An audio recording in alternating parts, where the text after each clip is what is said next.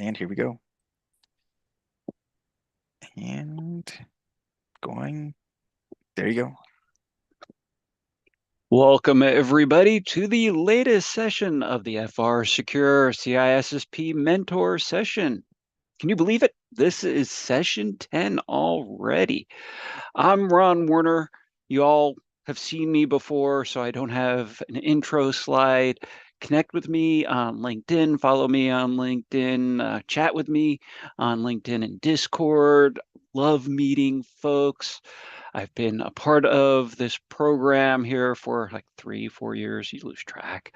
I've had my CISSP since 2001. So yeah, long time, and kept it up to date. I'm also part of the ISC2 North American Advisory Committee.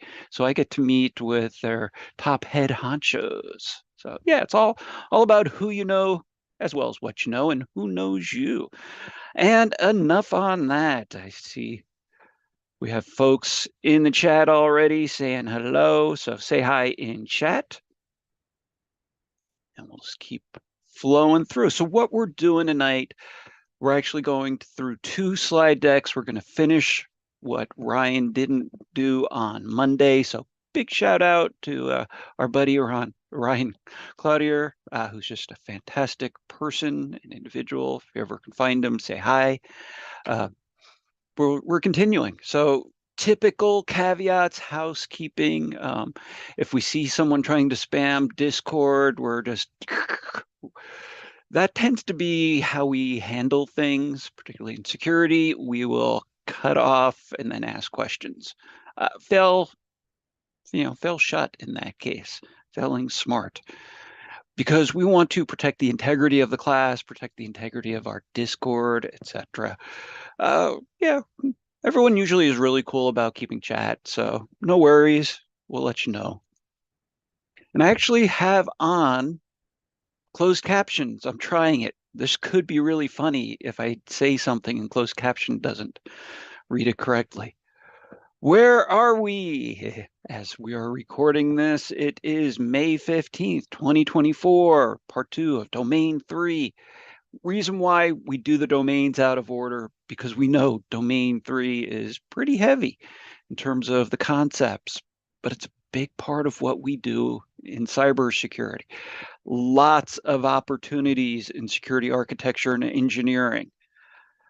Many jobs. Because we need those who have that technical knowledge, experience, and acumen. As just a reminder what this covers, let's see, how many of you have actually looked through the book? Having bad weather, I read in chat. Hopefully you are safe. I'm in the Midwest of the US, and actually we're having some bad weather here too, just heavy rains. Nothing we can't live with. So, all right, you've all have read that. We asked the diff, if you remember from last session, architecture. It's building the framework. Engineering is more the specific. So think of a building architect. They determine how many floors, the spacing of the floors, where to put everything, while the engineer actually makes it and implements it. Organizations need both. In part 1, we covered engineering processes, a lot of the concepts. You'll learn how to incorporate those. And that's really the questions you'll see on the CISSP and other similar exams. They're not going to ask you specifically to define a concept, but use it in an example. And next week, we'll actually be going through different test questions. We're going to have a big old party here where the instructors come together with Mr. Evan Francine and cover questions. Anyway, Ryan talked about the different security models. Ron, those are really boring. Do I really need to know them? Well, no, you don't have to. But if there's a question on it in the exam, you're going to be going, dang, why didn't I study that? So do take some time. It's part of the exam. When we have a review, we may go back through that. We know it's pretty heavy stuff. And then some specific design principles in computing systems. such as client server. I'm going to cover tonight cloud, containerization, microservices, serverless, embedded. So there's a lot of words on the slides. What we've often done is taken what was in the book and put them in slides.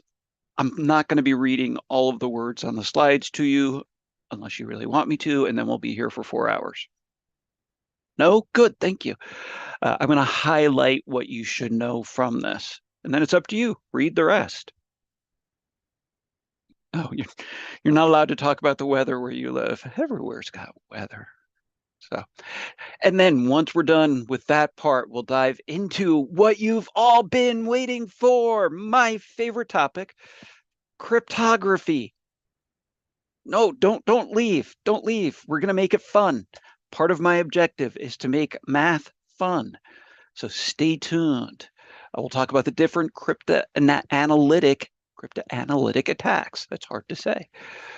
Which then it gets fun because this gets into the penetration testing, red teaming aspects of it. We'll get into a little bit about physical security, facility design. I've had to help build a facility for an organization. There's a new part to the exam, and I'm trying to learn more about it. We'll talk about it at the end of the session tonight, section 3.10 on managing the information system lifecycle. So stay tuned for that. And now let's get on with the show talking about cloud. How many of you are using a cloud system right now? Say something in chat, say something in the Discord. I have both up. There we go. I now have both up. How many of you are using the cloud? Y'all should be raising your hand. Zoom is in the cloud. If you're using Microsoft or Google for your mail and office products, guess what? You're most likely in the cloud. Are you on LinkedIn? That's in the cloud. I want you to begin thinking where you are using the cloud. Now, we still see a lot of the hybrid on-prem versus the cloud. Cloud solves everything, I'm reading in chat. Does it really? Something to think about. Does cloud solve everything? I had a friend who was insistent the cloud is going to take away all IT jobs. This was like a decade ago. What do you think? Has the cloud taken away all? How about AI? Will it take away all? Same thing. No. Change it? Yes. The slides talk about the history of the cloud. You can read it from NIST. NIST realized, so National Institute of Standards and Technology here in the United States, they determined early on cloud is a big thing. So they were very proactive with it. So cloud may have more presence, yes. Legacy is still king, though. I work with a lot of my clients with sizable on-prem, and it's very tricky to migrate from on-prem for them. So, and if you want to debate AI, put it into the general Discord chat, not the class discussion. Is all I ask. What you see here is this is a traditional what is the cloud, giving you a chance to read it. I would pretty much memorize this. You can put your definition of cloud computing in the chat. Make sure you know the definition of cloud computing. Why? Just because of it's ubiquitous. Making sure you have that solid in your brain. Are they going to ask you to define it? No, but it could be part of another question. And you may see the different type of cloud services like you see here and why we use the cloud today. So here is the official NIST definition of cloud. Basically someone else's computer, big server farm. Google has really cool videos of their server farms. So I live in the Midwest, and there are 3 or 4 different Google data centers within 15 miles of my house. Needless to say, I have really good internet connectivity. They actually have cool videos to show how they do it and how they're highly secure. I had a pilot friend of mine fly over some of the data centers and he took pictures going, these buildings are not marked, have no windows, have lots of cooling. What are they? And I said, oh yeah, that's the Facebook data center. You can read more about the cloud in NIST Special Publication 800-145. Again, I'm not reading these slides to you. Nice thing about the cloud, only pay for the services that you use. Have any of you ever used, well, at Microsoft with Azure, you can get $200 worth of free cloud service if you, upon initial signing up? How many of you have done that? I did. I was actually using it, building a class. They didn't want to pay for the cloud, so they just said, use your 200. The problem is, how long does that last? Not very long, an hour, and not enough time to get done what we needed to do. So is the cloud about 50 years old? Well, good question. I see that in chat. Mainframe can be almost considered an early iteration of cloud-like services, kind of, sort of. And again, I'm not going to debate. So a lot of the ideas, but cloud takes into account virtualization. Oh, let's see. So you only pay what you use, which is nice if you're not going to use a whole lot. But keep in mind, just keeping an instance alive, you still need to pay for it, for that basic infrastructure. It can be on demand. It can be very elastic, like what we're using right now. An hour ago, there were, 35 people here. Now we have, I'm refreshing my YouTube screen to see, 369 people watching. Elastic. Great thing about the cloud. You can multiple tenants, save money. Early on in computing, we realized only like 10% of CPU memory was being used at any point. Why not use more of it? So that's the deal. Cloud takes advantage of all of that.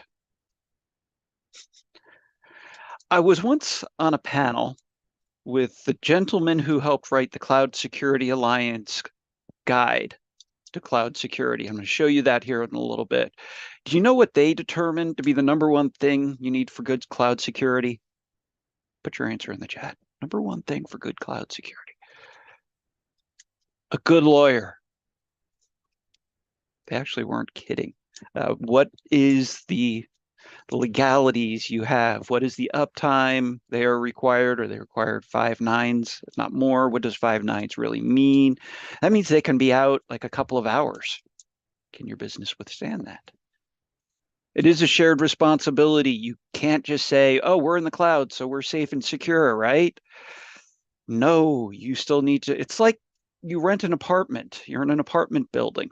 Okay, the apartment building itself may be secure. You need a key to get in the front door, but that doesn't mean your apartment is safe and secure. Still up to you to secure your jewels within your apartment. This slide gets into more details on the different cloud services, infrastructure as a service, platform, software. So what's the diff? Software, I'm just using one particular application. ServiceNow, for example. Zoom is another example. Platform, I need a whole operating system. So I'll have a server is the platform. I need a Linux, Red Hat for a particular application, but I want that whole platform. So I have both the underlying operating system as well as any applications. Infrastructure would be multiple. It could include firewall. So firewall as a service, include network as a service, which would then also include intrusion detection protection system, all of that part of that infrastructure. So you can see potential differences. I would know the differences for a certification exam. And because we have a lot to get through, I'm going to be rocketing through a lot of these slides. Again, if you have a question, I'm keeping an eye on both Discord and YouTube chat. Uh-oh.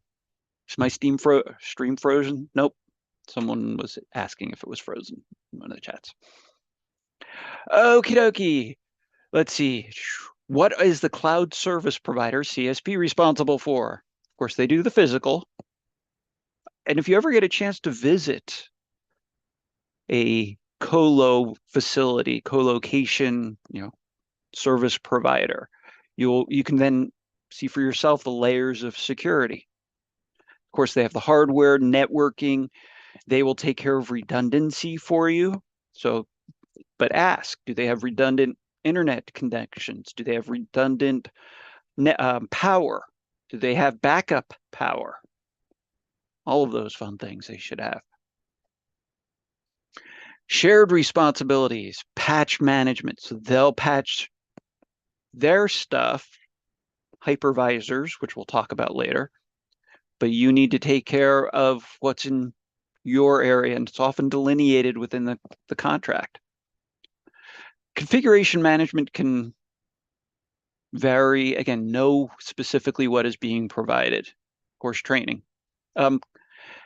Going back, as you're learning this, look at the provider training, in particular Microsoft. Microsoft, out of Microsoft, Google, and Amazon, Microsoft has the best free training readily available. I often reference Microsoft. Not that I'm saying Azure is better than any of the others. It's just, if they have free training, I'm all for it. So check it out. That's why I highly recommend after tonight, go hang out and practice in a cloud environment where you can. So difference between public, private, community, hybrid. Public, anyone can use it. Private, it's only for an exclusive use. Community, I work with the US Department of Defense. They have a community cloud, their own. Hybrid is the combination. All right, let's go on a road trip. I'm just checking all of the chat. One of the top resources you need to use in your studies and as a cybersecurity professional is the Cloud Security Alliance. A few years ago, they published version 4 of their security guidance for critical areas in cloud computing. In that, they've developed different domains associated with cloud computing. And this is on a slide, so let me actually hop over here and show you. So here is their website. I can make this a tiny bit bigger. You see here the different domains, cloud computing concepts, architectures. I do recommend pull this down, read it. Governance, hey, we covered that. Legal, compliance, governance, well, that's governance risks. This is information, managing the business, infrastructure, virtualization and containers. So later on, when we talk about virtualization and containers, if your brain is spinning, read about what CSA says. Incident response, application security, we'll talk about in a later domain, etc. So you'll see how much of this is overlapping with CISSP. A lot. So if anybody is studying for the ISC2 cloud certification, ping me offline. I have a fantastic resource for you. I didn't think to pull it up. I need to pull up my Kindle if I get a chance. It's a book written by a friend of mine, and not recommended just because he's a friend, but really great chap and very smart, smarter than me. So anyway, check out Cloud Security Alliance. Let me see if I can get this at least in the YouTube chat for y'all. Use these additional resources. Again, this is what we use IRL. All right, and that was our side trip on CSA. Oh, by the way, sorry, I'm going to go back. Reverse. This is the actual document. When you go out here, go read through their other materials. They have research, a lot of research in AI. So if you're like, I really want to get into AI, Ron, what about this AI security? When are we going to talk about that? Pull up what they say on it. It's really good stuff. They have their stuff on zero trust, blockchain we'll talk about later, threats, this whole DevSecOps thing. So yeah, use Cloud Security Alliance. Great free tool. Moving on. And I heard someone, yeah, CCSP, that's the one I was thinking of. I have not taken it, but you could take CCSP right after. So that's the cloud certification. Your brain is already in study mode, and there's a lot of overlap. So it would make sense to me to continue your studies. As a part of cloud systems, we're going to, in the chapter in the book, that tends to go back and forth between topics. Now we're back to like client server, distributed. Cloud, of course, uses distributed. The idea of you just don't put one server on one box in one location, because when something happens, then you lose that. Most organizations today use distributed systems. It's not that expensive anymore. Back in my day, I'm going to highlight the key points here. Again, these slides have lots of words. You can pause this if you're in YouTube and read the words if you need to, or just pull the slides offline. Let me highlight though. So distributed, meaning using multiple. Can I spoof? Can I pretend I'm a server in your infrastructure? How do we prevent that, Ron? Well, that's zero trust. Zero trust prevents that east-west, so in between distributed systems. So, let's see. Of course, DOS, denial of service, but there's a lot of network protections involved. More accidental denial of service internally. Any gamers out there? I admit I'm a gamer. I don't get to play nearly as often. But how many server-based games go offline when initially rolled out because they didn't realize 50,000 kids were going to attack them at once just to play? So, and then homogeneity, meaning could you have different systems? The idea you want to use similar types of architecture, similar types of applications. If you have something using TLS 1.3 and something that only can go up to TLS 1.2, of course, then you have to run 1.2 in between them. That's an example of a lack of homogeneity, which again is hard to say.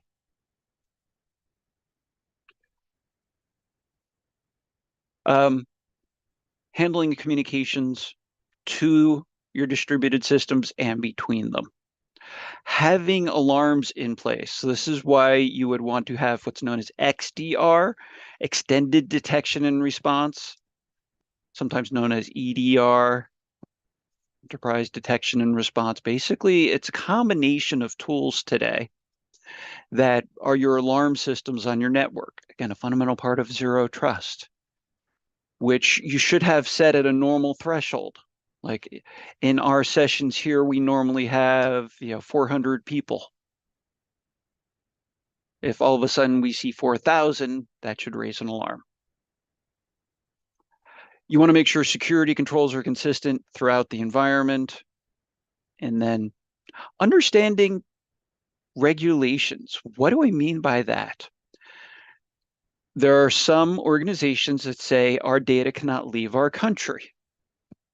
France has some regulations around that, which is why France has their own data centers. And they had big fires in their data centers like a year or two ago, which really cut off France from the internet for a while because France said we keep everything in France. So be aware. Ask your cloud service provider, where are the servers? If they are in a foreign country, knowing what could happen if something happens to that data center. These are part of the legal questions. Yes, Helldivers 2 server issues as an example. I just saw it in chat. So let's talk about an example of distributed systems like Internet of Things. So we've talked previously about IoT. Y'all got IoT. So put in chat what you use for IoT. Like, for example, I have my Amazon Alexa devices. People are like, aren't you concerned, Ron? And I'm like, no. For the record, my Alexa is disconnected right now. I'm showing you the power cord.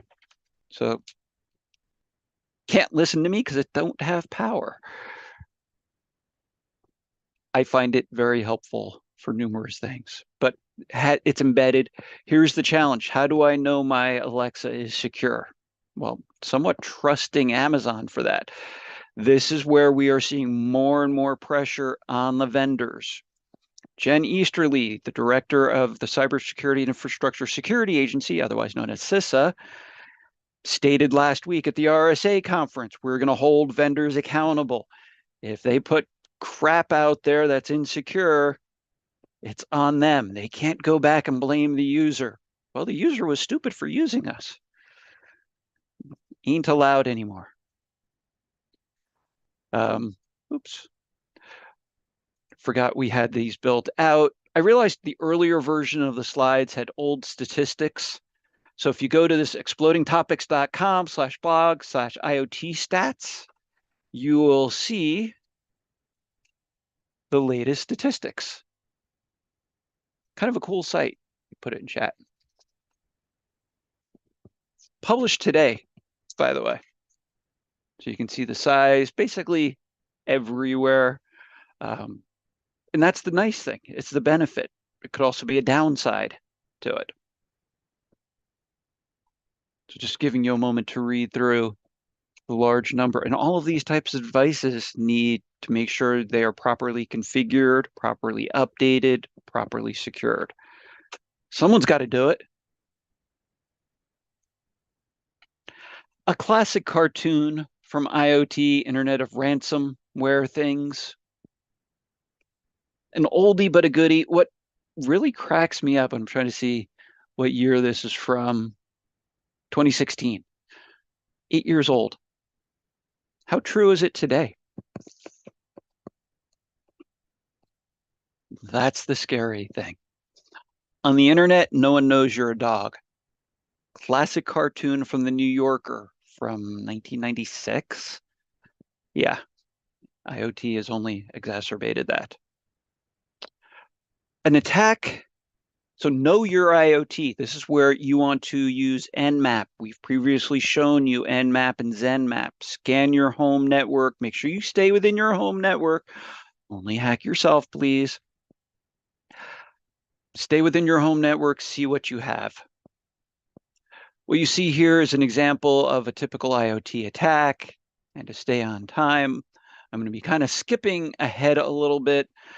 There's a lot of things to consider associated with IoT. The slides talk about it from the manufacturer's perspective.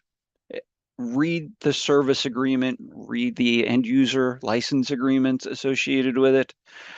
OWASP, SANS, both have great resources. Use them. Let me ask you, when was the last time you checked?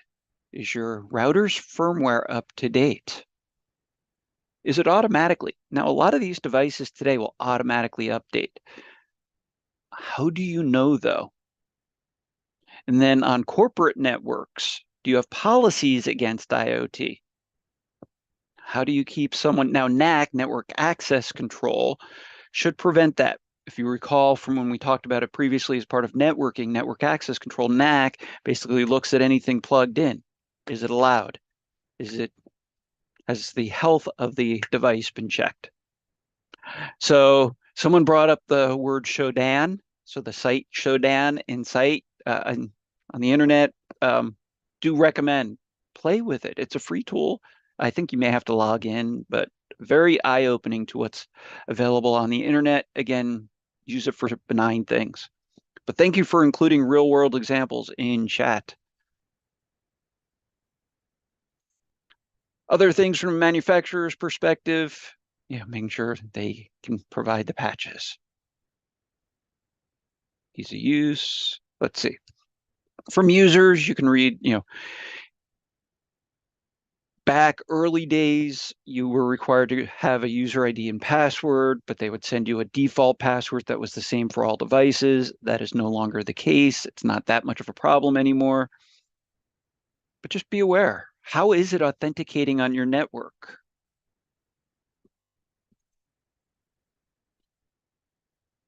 Of course, you want that defense in depth. On your home network, you can use segmentation and microsegmentation, put IoT on its own separate network with its own VLAN, virtual local area network. How many of you have done that?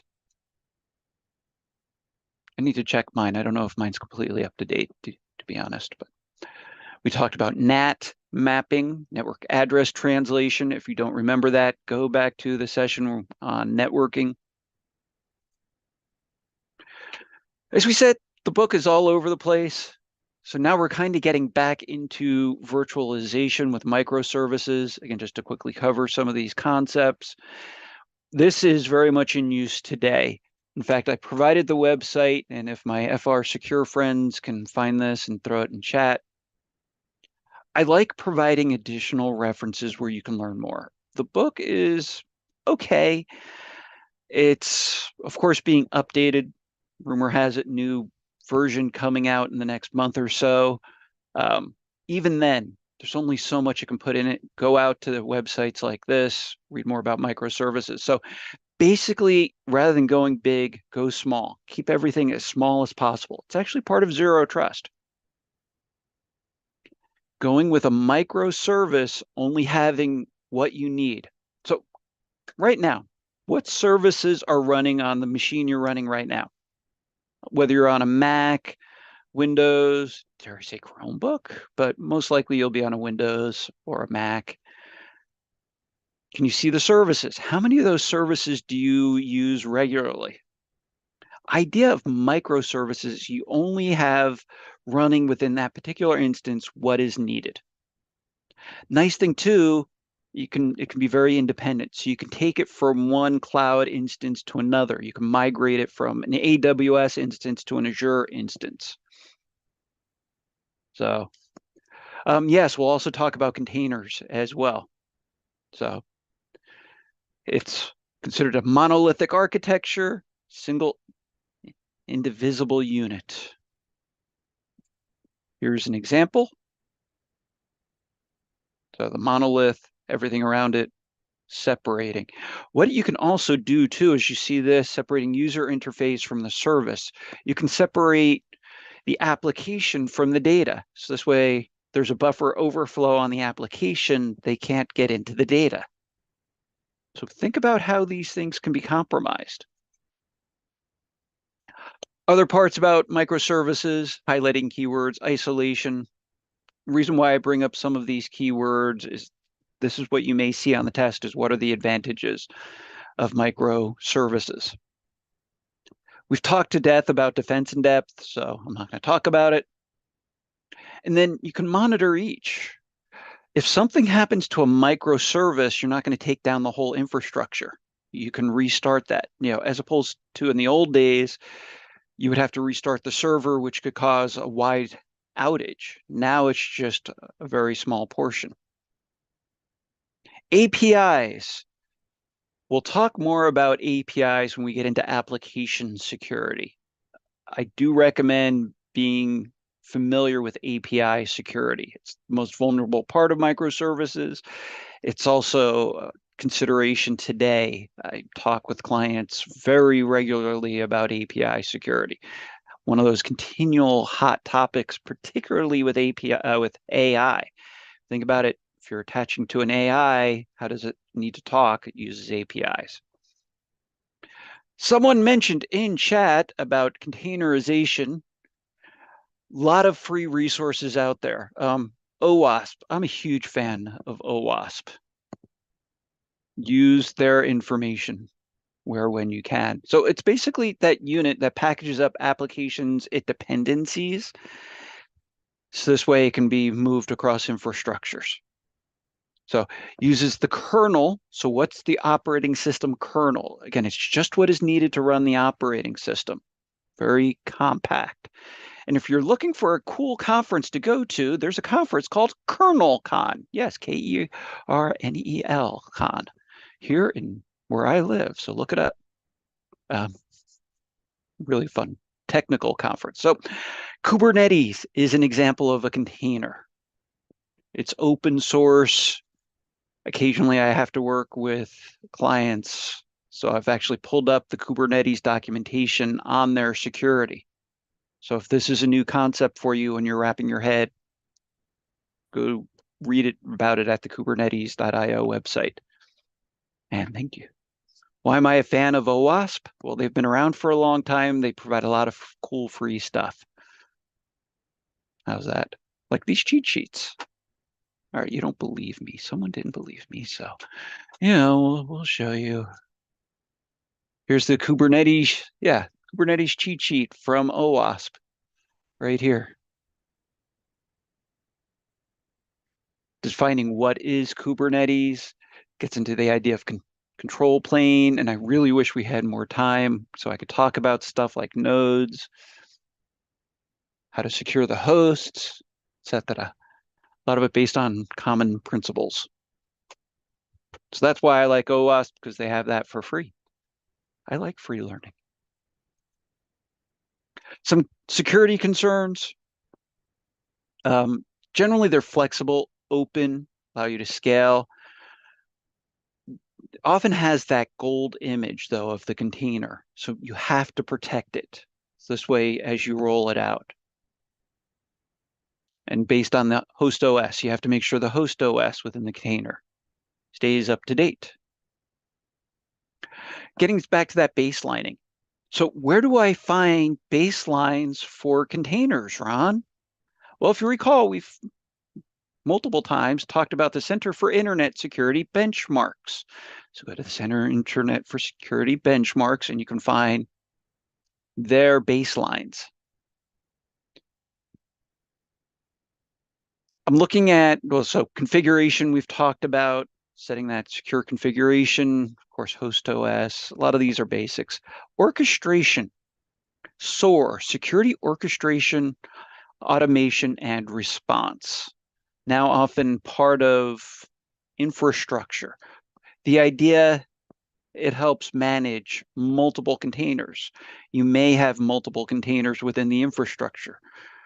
Rather than having to manually keep them all up to date, it's nice to use a SOAR type of a tool to automatically keep them up to date. And thank you for posting on the benchmarks. Another term associated, cloud virtualization, serverless, we see quite often today. They are more ephemeral. For example, right now I'm using a Zoom session for this, which is ephemeral. We started it before this session, take it down. I'm just using that as an example of ephemeral, serverless. It's within a cloud computing infrastructure, using that compute, where as it's needed. So as you need a particular application procedure, it'll spin up in a serverless type of environment. And then as soon as it's not needed, it'll tear down. I've had friends who do that with their own virtualization for banking or anything else where they want a high level of security. The possibility or probability of there being malware in that is pretty low if you've scanned it first. How does most malware get on a system? It's usually through silly users doing something. And even if there's a worm, the worm only has a set amount of time. So serverless can go up and down within a matter of minutes. So the attack surface is quite low. And I use the word attack surface on purpose. That is a zero trust term. So see attack surface, protect surface. Attack surface, what can be attacked? Protect surface, what do you want to protect? Very small code-based. So how do we secure it? Code integrity, access, just in time, just enough access, monitoring. Scan the code when we talk about application security coming up. And then the runtime, again, setting those alerts. Next section is on embedded. I'm going to very rapidly cover this, mainly because you can read about it. Where do you see embedded systems? All over. Actually, a buddy of mine who I work with just wrote a report on security in cars. Yes, it is something to be very nervous about. There are multiple books on car hacking, by the way. So something to think about. And your cars can now track you where you're going. Not that we should be paranoid about that at all. So our appliances go back to IoT. So this loops back to what we were talking about with IoT. Traffic systems, let's see. An embedded system can be problematic, though, for patching. How can a patch be installed? So something to consider. Again, in the interest of time, I'm going to let you finish reading about embedded systems. Let me jump to a review question, and then I want to make sure we have time for having fun with cryptography. Okay, so here is the question. Pat is developing an application that they want to run on multiple types of operating systems, including in the cloud, which they use that the application can be decoupled from the environment and developed, deployed, and run consistently across multiple environments. Embedded systems, containerization, serverless, or micro? What is your answer? Pausing for a moment. I see answers are coming up. Many of you are getting it. And the answer is 2, container, unit of software. This is a little more indicative of a type of question you will see on a certification exam, and that it'll give you a paragraph to read. So good for everyone who got it correct. I'm going to skip ahead a little bit because we've talked about some of these other topics in interest of time. Virtualization, part of cloud computing, pretty normal. How many of you use virtualization on your home computers? I don't have it currently. I got a new laptop late last year, and I just haven't ever taken the time to reload VirtualBox or the VMware equivalent. Just 1 second, my cat is Zoom bombing.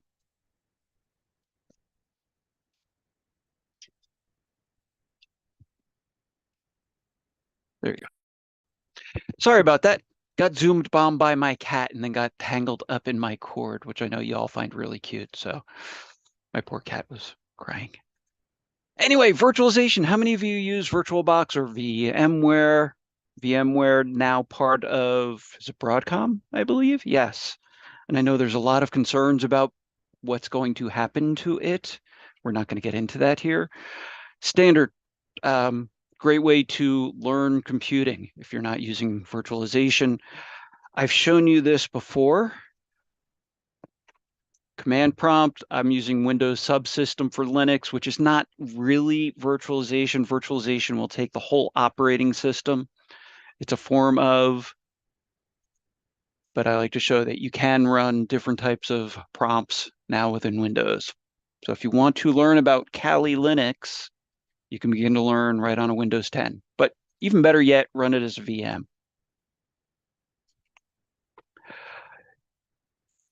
I do recommend understanding architecture behind virtualization.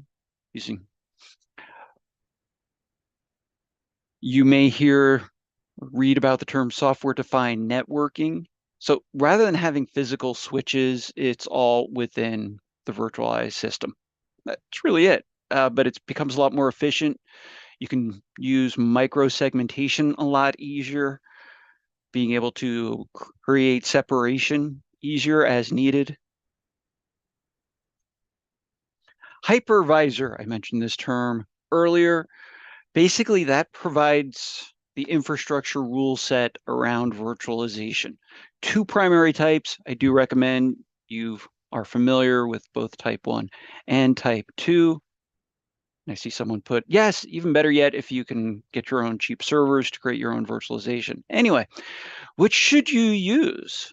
So type 1, it's the bridge between hardware and the virtual machines, while type 2 uses a host operating system.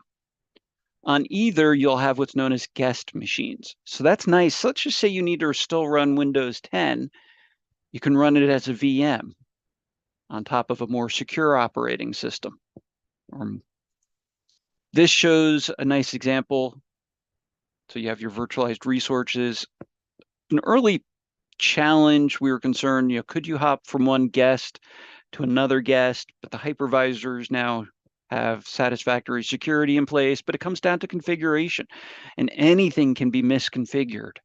So make sure your hypervisor is following the baseline, like the ones found in the Center for Internet Security Benchmarks. So this shows the difference.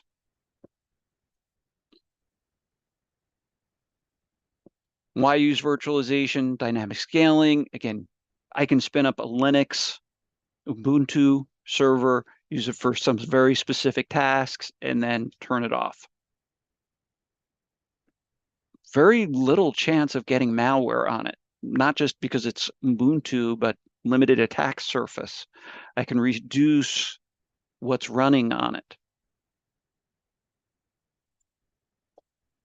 Provides more instruction, so on types of hypervisors, the memory protection is critical. Make sure you can't cause a denial of service. For example, if I particularly more with a type 2 hypervisor, because it has the embedded OS, if I can attack the OS. All right, let's do another question.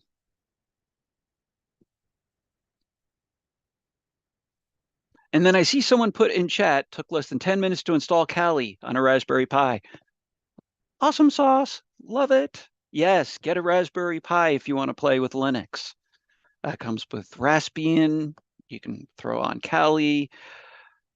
If this tech stuff is a little beyond you, and you don't want to mess with your base computer, Raspberry Pis are like, what, $100? You can hook it up to any type of monitor, HDMI. So, okay, the answer is, and most of you are putting it in here, 2. Type 2, pretty easy.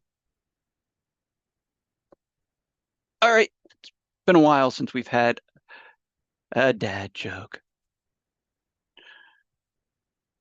So what's either a really gross animal or impressive magical? Didn't we already do this? Hogwarts? I'm getting deja vu all over again. Anyway, insert laugh track. Okay, so that is it for part 1. Don't go anywhere. Stay tuned.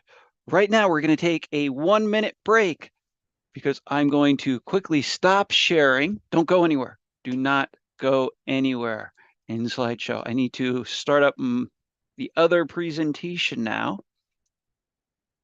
with part 2. I hate it when they throw a pop-up on you and then you need to display settings, do this. Y'all enjoying your break? Share your dad jokes or mom jokes or other jokes. PG-13 or nicer, please.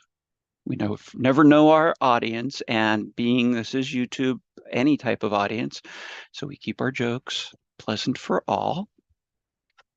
Now I need to go back to Zoom, reshare, and now we should be back.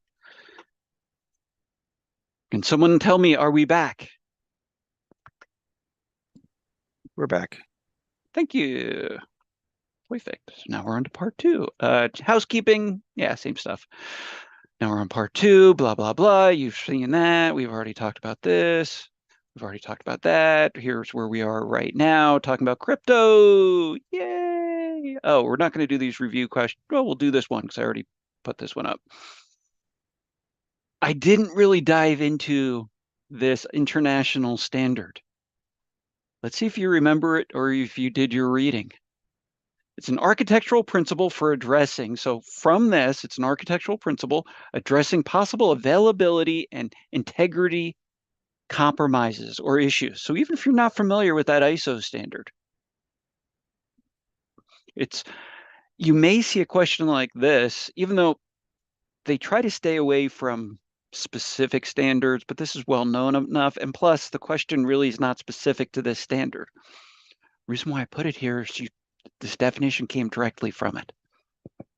And yes, I switched from 1s and 2s to A's and B's just to throw you off. So this way people can just, and I think I'm not sure if the exam actually uses 1s and 2s or A's and B's. Anyway, I see y'all are getting it in the chat. Yes, the answer is B, redundancy. I did want to take a little side journey for y'all. Again, I like to make this very applicable for you. We already showed that. A fun place to hang out is mitre.org. They have MITRE ATT&CK, they have MITRE DEFEND. I think it's is it D3FEND dot MITRE? Yes. So MITRE DEFEND, if you're not familiar with it, it's like MITRE ATT&CK, except blue team. And really gets into a lot of what we cover in security architecture and engineering. But before you saw, and this is one I just learned about today. Let me go back. Oops. I hate it when Microsoft does that. Embed. This is for, we talked momentarily about embedded systems, so this shows threat modeling. And thank you for throwing that in chat. Reason why, as we're talking about applications, system security, memory management, etc., this makes it real. If you are really jazzed about all of this architecture and engineering stuff, I meant to grab my book. It's just like right outside of reach, and I don't want to mess myself up. The book on security engineering by Dr. Ross Anderson. You see him here on the screen. Actually, I'm going to go back to my browser to show y'all. Let me find where I put that. That's that. There we go. There's Dr. Anderson. He passed away within the last couple of months. He is one of the really good guys of cybersecurity, loved by many. So in his honor, I am sharing his material because that's what he would want. He wrote the book for Wiley. Wiley required that he couldn't publish the whole thing for free on the internet. So as soon as he can, he publishes stuff. Like, for example, you want to learn more about advanced cryptographic engineering, here, this whole chapter 20. So if your mind isn't going numb by the end of the evening on crypto, pull this chapter up and start reading. Instantly, you'll fall asleep. No, he's a good writer. He's like super duper smart. He also has free videos. And his previous edition is all available for free. And we like free. So check out Dr. Anderson's stuff. Another super smart person to follow. How many of you follow this guy, Bruce Schneier? How many of you saw him last week in San Francisco at the RSA conference? I did not see his keynote, but I saw him in one of the lounges and I saw him on the street. He's easy to find. So this Bruce Schneier guy, why are we talking about him? Well, he wrote the book on applied cryptography. He also came up with cryptographic standards. He has a really cool blog that's been going on forever. You can read the most recent, like lattice crypto and analytic techniques. So if you want to geek out more about the technical aspects, he has numerous TED Talks, blah, blah, blah. Again, I show you this to make it real. Again, he also wrote the book, Cryptographic, on Applied Cryptography. Use his password safe, cool. All right, so let's do this. Let's talk about encryption. What are the types of encryption? Oh, and I meant to grab my keys. I like to actually hold my physical keys when I talk about this. Symmetric, one key. So I have one key to lock my door. I have one key to unlock my door. That is symmetric. How secure is my lock? Do we have any lock picks here? Anyone who does lock picking? Oh, sorry, I'm pulling this out. This is actually really, really special. Yes, I'm holding this up. This is Kevin Mitnick's business card. So Kevin Mitnick also passed away. This was his business card, was a lockpick set. Cool swag. Why do I talk about that? How strong of a lock? Depends on the number of pins. The longer the key, the more number of pins. Same thing with cryptography. You want a long key. Longer is better. Keep that in mind. We'll go through a lot of the concepts here. The idea, taking plain text, putting it into ciphertext. You learn how to lockpick. Cool. Yeah. A lot of the conferences have lockpick villages. Really fun. Asymmetric. So what's the problem with keys? So, hey, can you watch my house for me? Well, what do I need to do? I need to give you my key. How do I do that in a safe and secure manner? That's a problem over the internet. And that's why we developed asymmetric keys, public-private key pairs that can be used for key exchange. And I'll explain that here coming up. And then there's one-way hashing. Basically, it's taking a known, set of text, creating a known size. So any size part of text, and you can create a unique fingerprint is what a hash is. So we'll keep going through this. I'm going to introduce you. So can I explain what is ciphertext? Yeah, it's just the jumbled text. You see, like in the example here, it says Skyview Partners. That's all. It's just unreadable text is ciphertext.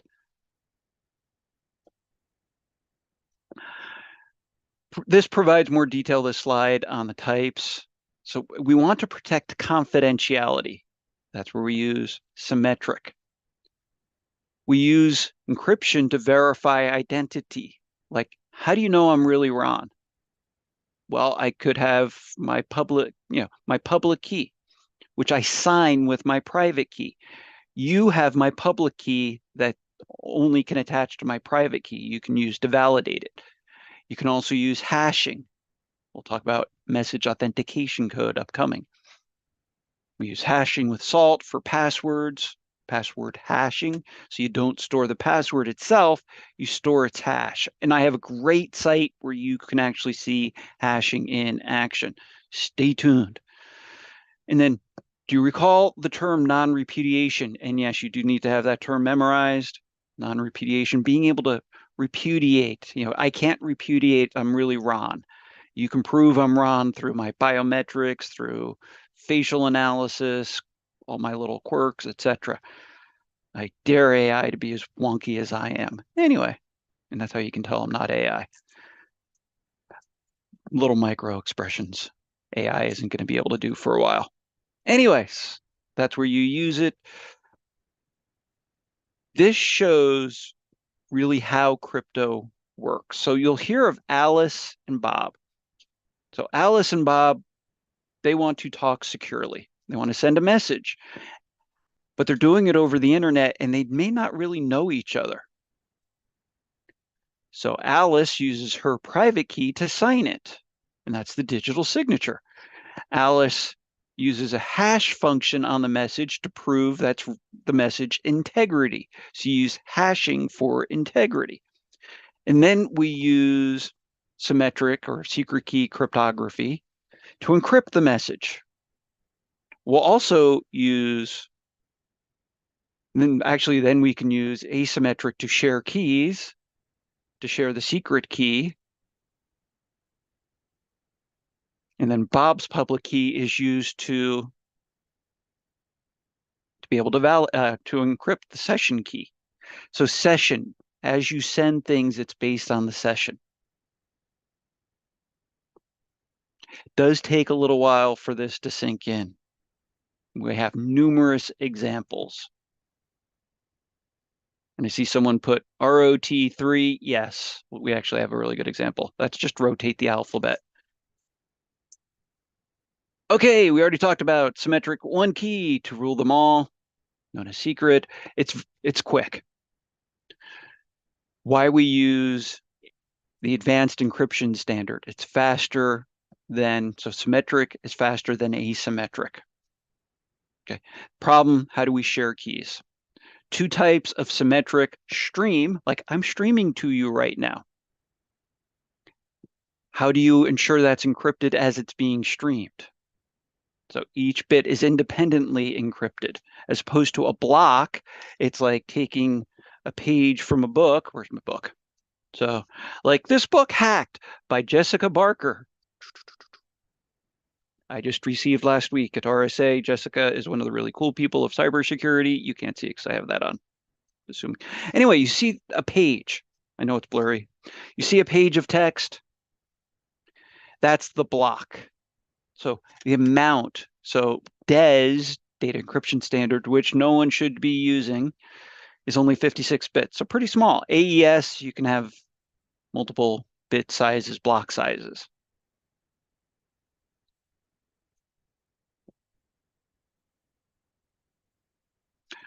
So with the stream, you want to make sure you can't determine the plain text from the ciphertext. You can't determine what the key is by reading the ciphertext. Like, for example, if you're using ROT3, so rotating 3, after a while you can determine. It becomes very deterministic. So stream 1 character or bit out of a time. Do you see the plus sign in a circle? Okay. Warning, warning. This is where we get into a little bit of math. Chance to run away. No, don't run away. It's fun. I swear. And it's easy. Plus in the circle is known as an XOR or exclusive OR. It's a binary function. So what is binary? Zeros and ones. 0, 1. On, off. That simple. We use binary all the time. Do know binary if you're going to be in cybersecurity. At least the general concepts of binary. I would know some basic binary math as well. And most calculators will do it for you. We use it all the time in networking as well as cryptography. All right, so binary. And you can read it. Let me show you the example. You see the electronic switch here. So X equals A, XOR B. So if you have a 0 and a 0, the XOR is a 0. So if it's the same, it'll be 0. If it's different, it's 1. So 1 and 1 is a 0 because they're both the same. If you're watching my hands. 0, 0 is a 0. 1, 0 is a 1. 0, 1 is a 1. How does that work with encryption? You see here, you take the plain text, and this is just converting the text into the binary equivalent. Put in the secret key, in this case, you see the secret key, and that's the ciphertext. And then you have to use the same key to decrypt. Pretty simple, really. Yep. We will also talk about modulus or mod. I see someone put that term in chat in just a little bit. So stay tuned. So what is this thing I'm showing on the screen? Anyone ever see one IRL in real life?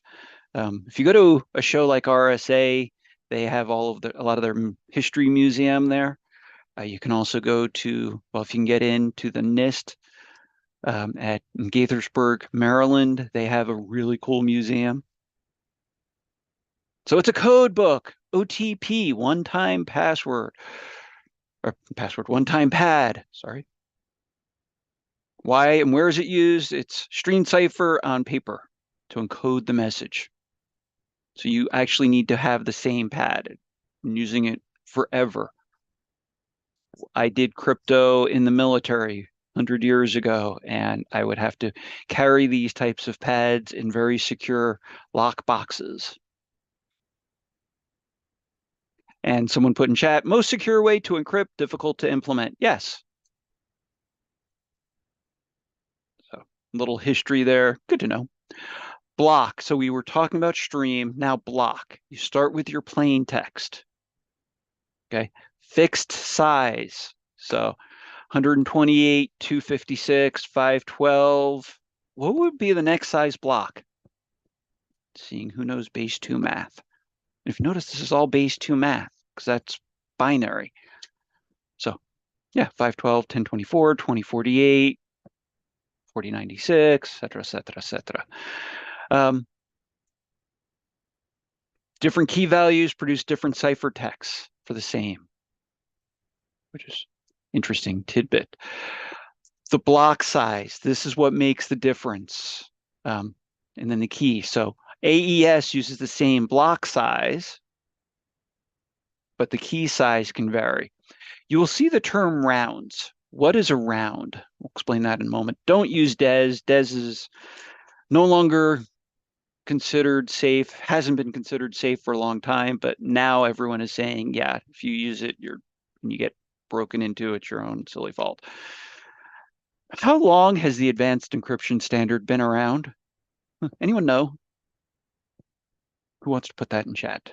So block ciphers like DES, triple DES is just DES being done 3 times using rounds. It's just doing the same mathematical functions multiple times is really it. It is a little bit slower, but in terms of today's speed of chips, etc., processing power, speed is not an issue. And you can actually, Ryan talked about this on Monday, have your own hardware, HSM, hardware security module that does specifically encryption. So that way any of the encryption can be done separately from your main CPU. So seeing how many people, seeing how many folks, we'll have to get into that. When was AES?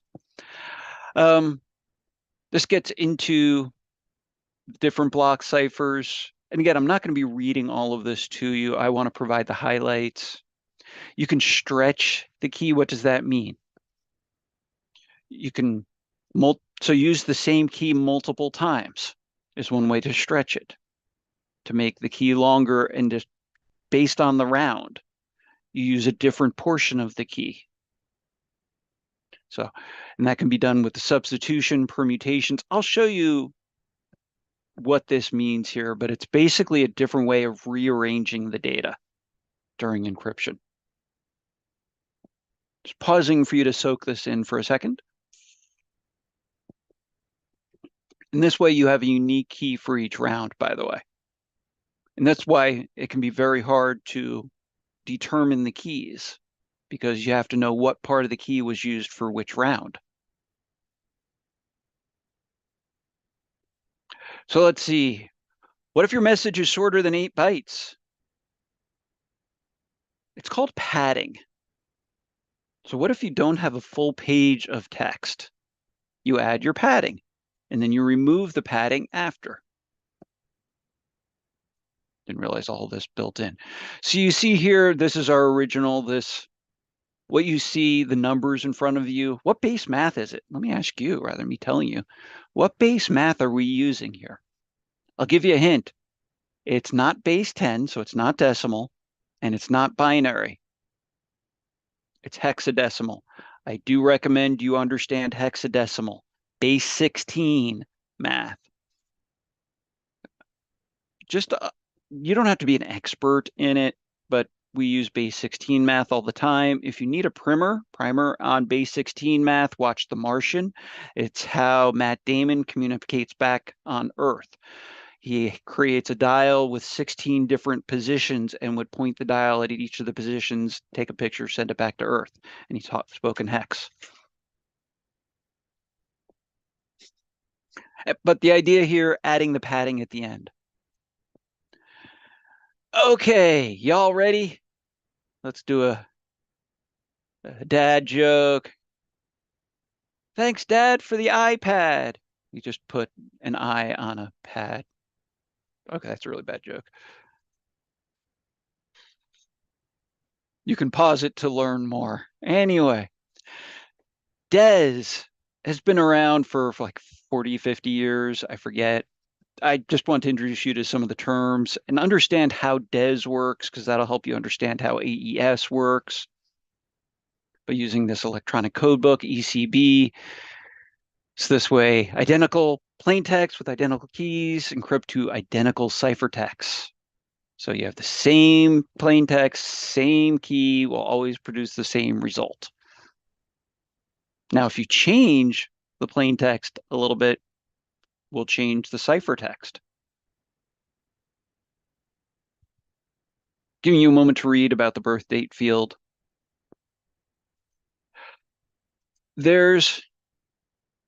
and I'm not going to take time to read through all of this. Basically, DES withdrawn as a NIST standard, good to know for history. If you want to understand how a lot of cryptography works, I would recommend reading through it, be familiar, even if we're not using DES anymore, because it provides the base concepts. It's block, it uses XORs, it chains. CBC, cipher block chaining, could have errors, well, encryption errors propagate. So if you have an error in one block, it'll cascade on the other reasons why. So there's more information about DES in these slides. Do read it. It'll help you understand. I'm just looking through the slides to see what else I want to make sure I cover. There is a few other things, like this term, IV, initialization vector. So we use it as part of the starting state. And this could be what helps defeat reverse engineering. Because if you're using a unique initialization vector often associated with pseudo random numbers, then it's hard to determine, where did you start? Well, it varies. If you don't know where you started, it's hard to reverse engineer that, but it's part of cipher block chaining. Have you ever worked on creating a key? So if you ever worked with PKI and they have you move your mouse in random ways before it generates a key, reason why I bring that up, that's an initialization vector, because humans are not that consistent. How are we moving our mice? And maybe you can see my mouse on this page. Yeah. Being I'm not a robot, I'm going to give slight alterations. Well, based on the pixel value, that can create the initialization vector to be used. So that's why I wanted to make sure you were familiar with that term. This way, don't always need a new key. Other terms, cipher feedback. Cipher feedback is used in a stream mode. Again, errors can propagate. What you see here with these types of diagrams, this shows the process flow for encryption, where encryption is placed, where you get the ciphertext, where the key is used, and how it goes through the different rounds. So I see someone put a Cloudflare CAPTCHA. Yes. Putty. CTR mode uses a counter, so you can add a counter into it. So this way patterns there are less probability for patterns. Let me put it that way. And you're not propagating patterns. For example, you go to a website and it tells you the number you are on. Is there a pattern associated with it? Okay, I want to get into the fun stuff of AES. You can read more about DES yourselves. AES, this doesn't say how long it's been around for. Starting with FIPS 197, it has replaced DES. Been around for 25 years, I do believe. I think it was like 2000 when it was agreed upon. They are working on the next version that is quantum ready. And you may hear that term. We'll talk a little bit about quantum computing in a little bit. And by the way, so the idea for tonight, I'm going to be going for about another 45 minutes. Whatever we don't cover tonight, we'll finish on Monday. And then we'll also cover domain 8. So don't sweat it if you see, oh my gosh, we have a lot of slides. He hasn't gotten through them all. It's all right. We'll get there. I'm not worried about it. Okay, so AES, do know about it because you use it every day. You just don't know it. Y'all ready? Here is the AES cheat sheet. I'm going to pause, take a picture of this, memorize it. It could be on a test somewhere. It's easy, right? It's just general math with, the XOR and mod. Anyone Screaming yet? Pulling your hair out?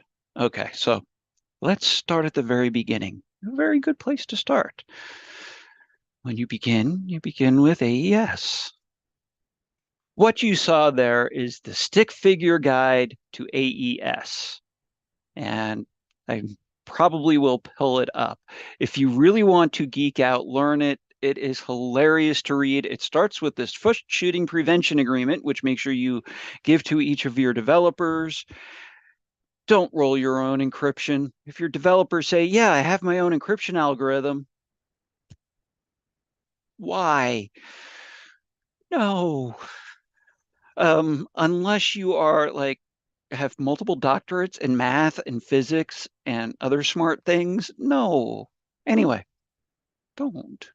We'll talk about that. So part of the humor, let's start out with some big ideas. With big idea, idea number one, confusion. Rather than me telling you attack at dawn, I'm going to say DWWDFN. So that's that ROT 3, A plus 3 letters, rotate it 3. Pretty simple, known as the good old Caesar cipher. Pretty easy to decrypt and to figure out, right? Big idea two, let's use diffusion. So rather than assuming I read left to right, how about we read up and down instead? So rather than saying attack at dawn, I say ACD, TKA, TAWATN. You'll know exactly what I'm talking about, right? That's also used as a part of AES. Big idea three. The algorithm is public. It's published. Everyone knows the AES algorithm. So Ron, doesn't that make it insecure? No, actually, because the key. Now you only need to secure the key. So keep your keys safe. So I love the humor in these two. Yes, we'll talk about Diffie-Hellman key exchange here momentarily. Going back to our friend, the XOR, because it's fast, it's cheap, it's just a bit flipper. We want fast in encryption.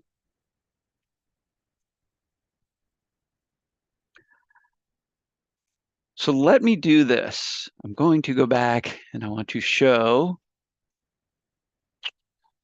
this real quick. So this actually will walk you through, and as you can see, it's very humorous. It's very long. It's from 2009, but it still works today. It will walk you through everything you wanted to know about cryptography, but were afraid to ask, including the problems with DES, DES, and then moving. NSA said we need something stronger, so they came up with something stronger, and so forth. They had a big contest 25 years ago. They got the really smart people, including Bruce Schneier. Remember I mentioned Bruce Schneier? Well, he's the guy who came up with two fish. Yeah, like red fish, blue fish, two fish, one fish, two fish. They did scoring to determine which one should win. And they determined Reindahl won, most secure, etc. So you can read all about it. It actually does take you through to the end as I scroll quickly through all of the rounds of math, applying key secrecy, adding a round key. Now, I hear a question. So let's see. Did that answer your question? Did I just wave my hands and use weird analogies? Is that what really happens? Well, kind of. So math is hard. Let's go shopping. So let's go back to algebra. And then it goes into the basics. Anyway, you can read all about it. Do you need to know the math behind it? Be familiar with it. They're not going to have you memorize the math. But math is the basis for what we do. In computer science, it's how networks work. Networks work off of binary. So Vincent Reitman, Joan Damon came up with Ringdahl, and they decided that should be it. Okay, so that's AES history and partly humorous. Yes, it goes on forever. Algebra, not calculus, exactly. So Ron Rivest, he's the R of RSA. I didn't meet up with him last week when I was at the RSA conference, but he was there. He does an annual cryptographers panel. Developed, his ciphers.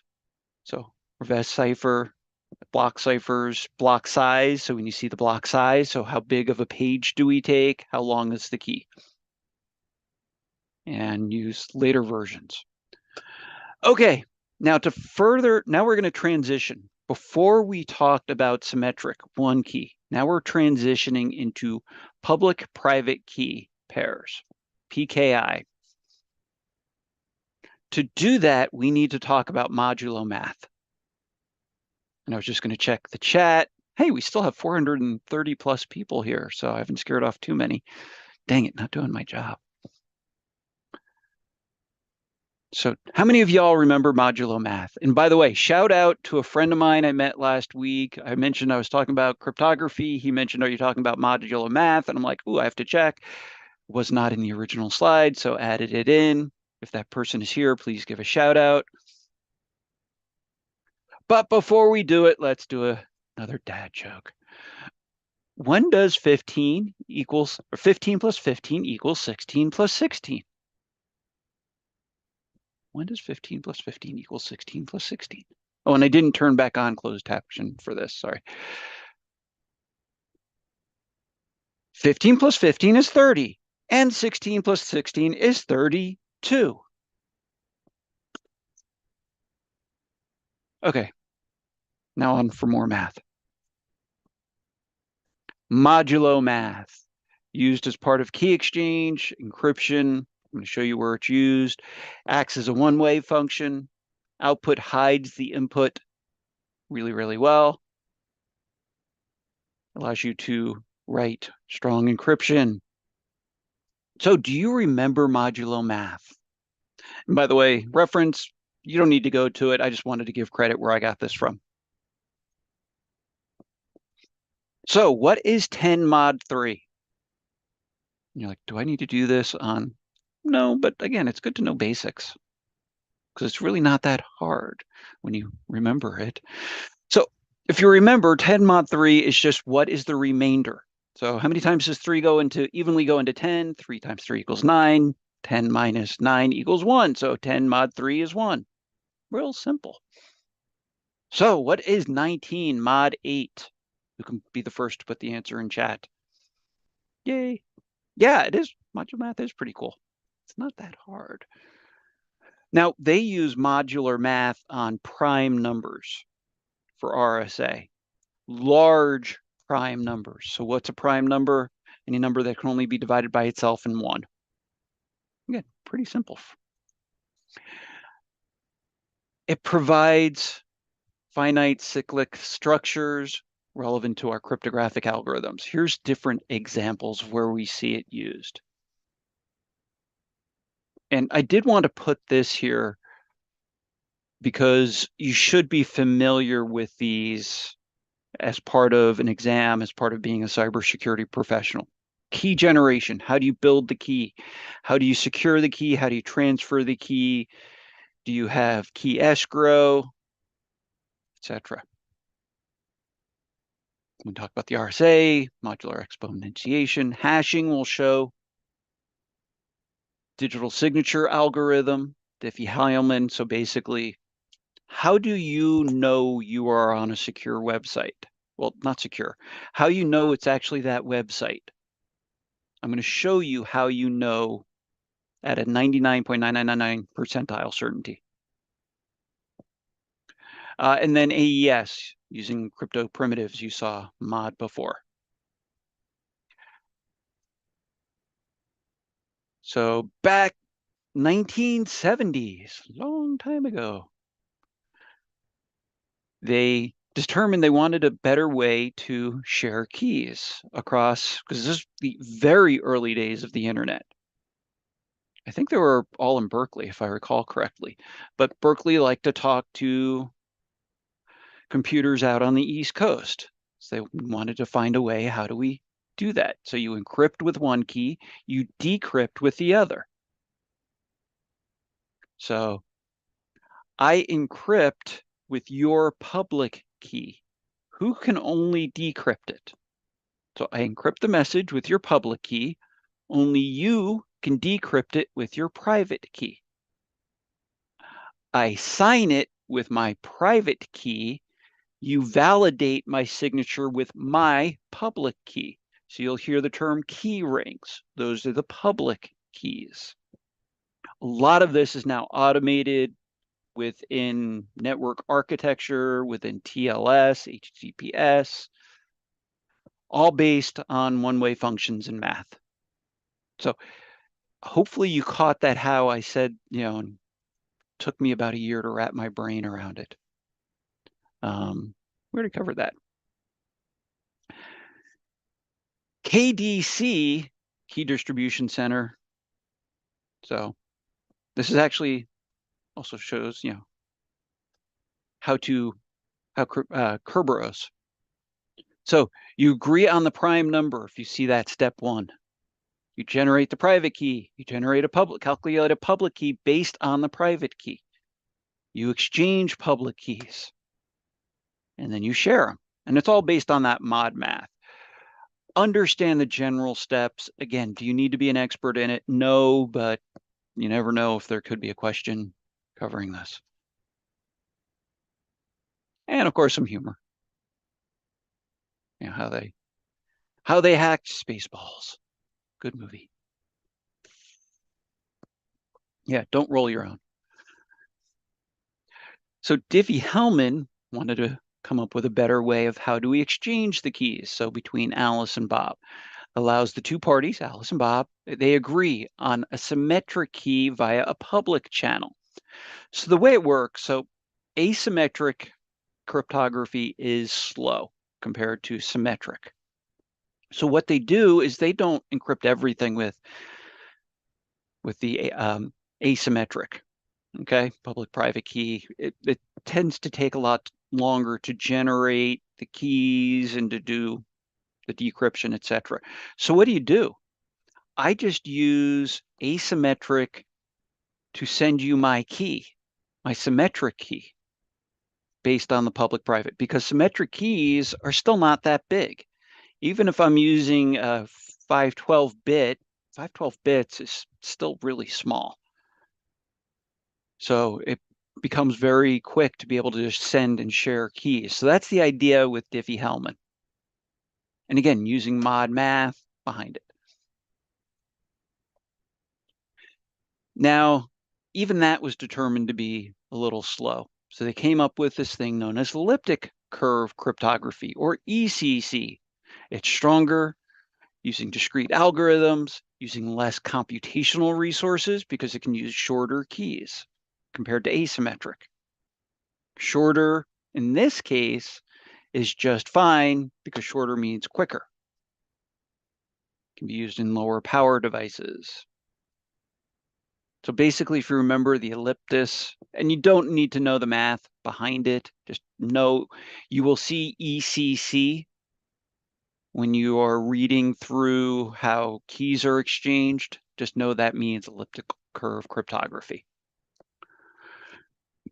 Okay, now quantum. Quantum mechanics lends itself to crypto in that it speeds up the process. Quantum computers a lot faster than general computers. Yeah. Including the joke here on quantum encryption. But using quantum key distribution, again, just a way of using that one-time pad and key to be able to share. Again, I would understand for a test the ideas behind this. This is where I know at this point in the night, brain begins to get numb. That's why we provide you with these examples. There's numerous other examples available.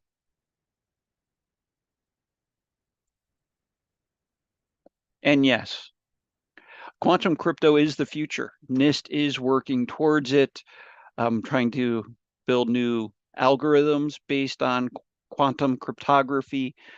It's still in draft. They're still trying to find valid ones that can't be reverse engineered easily. So it's been a challenge for NIST. Many of us are waiting and waiting and waiting on NIST to come up with the next encryption standard. So is this a new topic? It's all part of cryptography. So this is just another form of cryptography using quantum mechanics.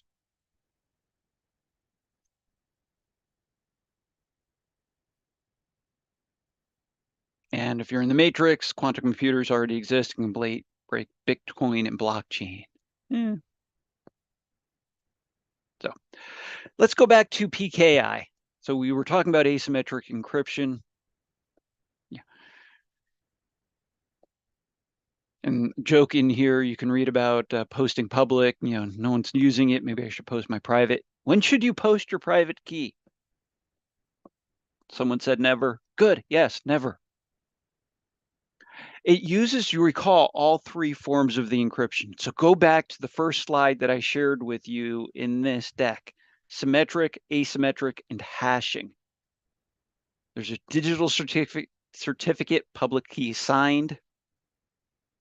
So certificate authorities create the signed keys. The standard X.509 used throughout the internet. What is included in an X509 certificate? Well, who issued it, unique serial number, version, how long is it valid? So keys should just have a limited lifetime. Why? Well, someone's able to break your key or get your private key if you rotate your keys, then the old key no longer works. That's why they used to require password rotation. So this way, if someone knew your old password, as soon as you changed it, they would not know your new password. Of course, you should not be using passwords by themselves anymore. You should be using multi-factor authentication, please. And thank you. If you see anywhere that is still just using single factor, like on a Citrix server on the internet that goes to a health system's backend servers, please fix that. Don't. And yes, that's what happened earlier this year.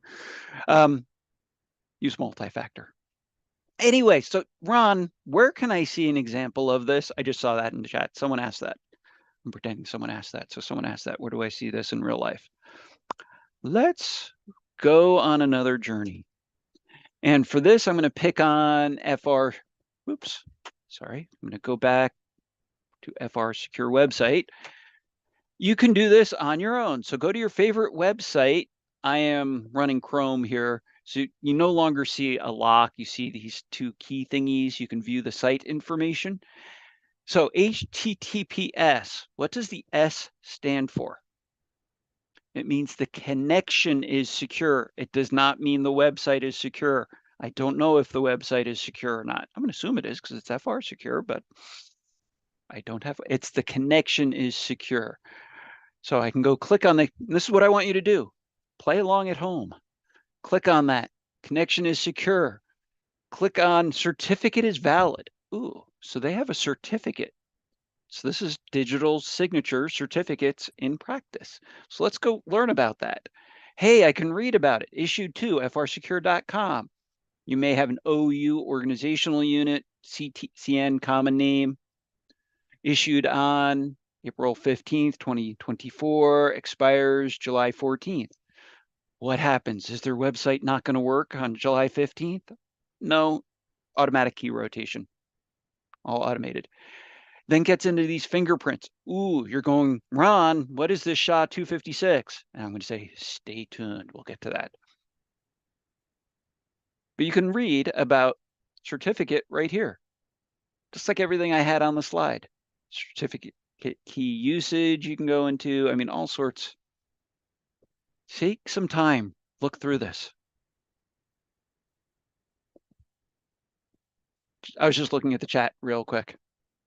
I think that makes this all very real. So the certificate authority, only certain entities can issue certificates. You can have something known as a self-signed certificate, meaning I validate myself. It's okay for the Microsofts. They're big enough. But I don't roll my own. I pay for my certificate, and it does cost me. But this way it can be validated. Ooh, something else you will see, a CRL, Certificate Revocation List, CRL. If you looked, there's a list. What are bad certificates now? What of the certificates that have been revoked? That's all public as well that you can pull up. So I'll run through, this is all part of the public key infrastructure, or PKI. We don't even see. So there we go. I was ahead of myself in my slides. I should actually look at my own slides. So they can be private. You may have your own internal CAs, external CRLs. You can actually read and pull them up. So would the CA alert you if anything is fishy? No, they just issue. They just say, are you really, David, picking a name at random, but you would have to prove your identity. That's what they do. Now, when you determine, hey, someone may have corrupted my certificate, you alert the CA, they put it on a CRL, they issue you a new digital signature. So hopefully that answered. So, and someone did say yes if on revoke, but you need to have that all configured. Yep, the history of Symantec, many names before. Letting you read these jokes. So we create an authority to authorize the authorization of certificate authorities. Say that 10 times fast after talking for 90 minutes. Don't use SSL. Use TLS. Anyway, let's see what else we need to learn about it. So this actually just shows the paths. You have your root CA. You may have intermediate down. It's just a way of decentralizing. And you can actually read about the different certificates back to the root, to the intermediate, etc. But the root is very protected because other signatures are then based on the root CA. That's why if you hear of a major issue with the root CA, that is a big deal because that means you need to reestablish, redistribute keys, everything on which that root CA was based. Oh, what is this? Oh, okay, so this just goes into what I just showed you in terms of connections. If you ever got the pop-up connection is untrusted, that means the cert could be revoked or they don't have a valid cert. It expired and they didn't get a new one. I don't see them as much. I don't know if you do. Used to be a common type of a pop-up and you're like, oh yeah, I don't care if I'm trusted or not. Be silly like that. Don't see it as much. Now, if I do, I definitely look into it. It could be they just didn't realize. They were not alarmed. They may have been alerted even by their CA. Your cert is no longer good or expired. You need a new one, and they may have ignored it. All right, so let's do a couple review questions, at least one. Joe is responsible for key management within their organization. Which of the following incorrectly describes a principle of secure key management? A, keys. The more a key is used, the shorter its lifetime should be. B, keys should be backed up or escrowed in case of emergencies. C, less secure data allows less frequent manual key rotation. Or D, keys should be stored and transmitted by secure means. Which of the following incorrectly describes a principle of secure key management? And I see answers in chat. Many of you are getting C. So less secure data allows frequent less frequent manual key rotation. Now, less secure data could mean less frequent key rotation. That could be an answer, but automated. Automate key rotation. Why? Because humans are prone to error. Looks like a lot of you are getting it. If you didn't get it, you can come back to the slides, come back to this video, read through these. In the slides is the explanation. So more key is used, yes, should have a shorter lifetime. Why? Well, like the key for my house. You know, the more I use it, the more possibility someone will have seen that key and could replicate it. You do want to back up your keys in case of emergency. You know, do you have a hidden key to your house hidden under that fake rock in your front yard? And no, I don't. I escrow my key with a 215, 6'3" muscle bound 25-year-old. So also known as my son, who's a gentle giant. So anyway, key management. Let's get into this. And I want to get through hashing as well. We're going to finish crypto. And then I think on Monday, we'll finish the rest of the chapter, which won't take very long at all. But I do want to make sure we finish crypto tonight.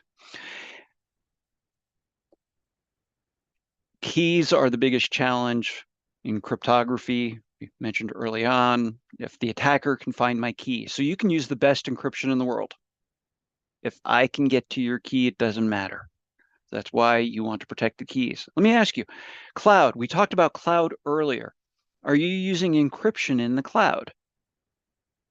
Seeing who answers. Are you encrypting your data in the cloud?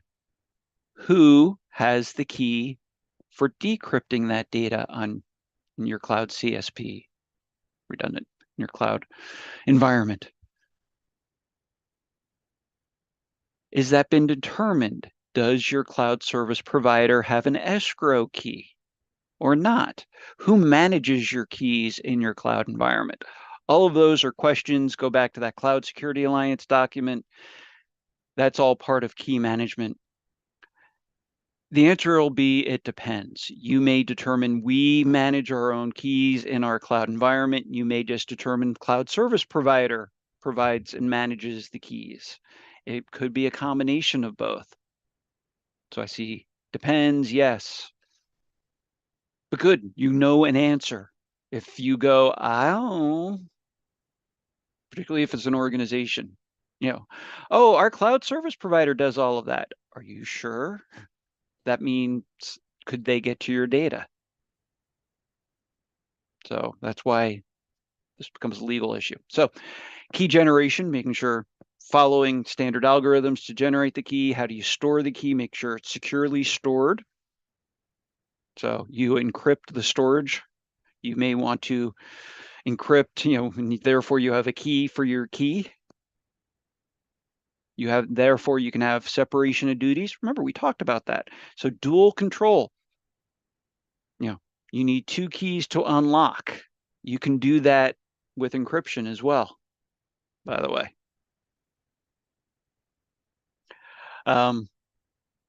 Maybe each party only knows or has part of the key. That's split knowledge. You know, cloud service provider has the first half, I have the second half. Together we have the full 512-bit key. So we each have 256. So we mentioned rotation, changing, and then destruction. What's a good way to destroy a key? Well, we talked about data destruction previously, and this follows the same thing. You could use AES to encrypt it with a special key and then destroy that key. So you can destroy a key, a crypto key, using crypto. How's that for wrapping your mind around all of this? But it works.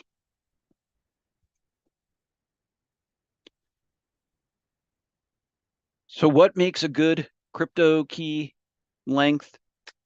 You know, unless for ECC, then you don't need as long. Generally, though, longer randomness, why pseudo-random numbers is important. Is there such thing as a random number? Good question. We'll save that for another day. That's why we tend to use pseudo in front of it. It's random enough, generally unguessable. Ryan talked about TPMs, HSMs as a part of the processing architecture. So this is how it's actually used as a part of PKI. This is how BitLocker now can be used automatically on a Windows machine. So if you're familiar, BitLocker does the hard disk encryption. So I have a laptop here, my laptop gets stolen. They can't just pull out the hard drive and look at the contents because I'm using HSM and BitLocker by default. And it automatically has a key to unlock it.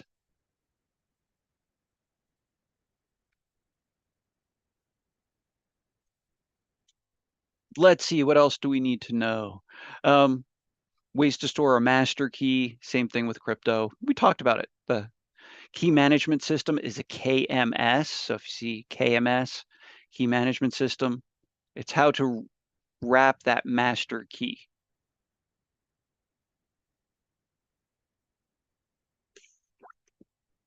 Grabbing a sip of water for a second.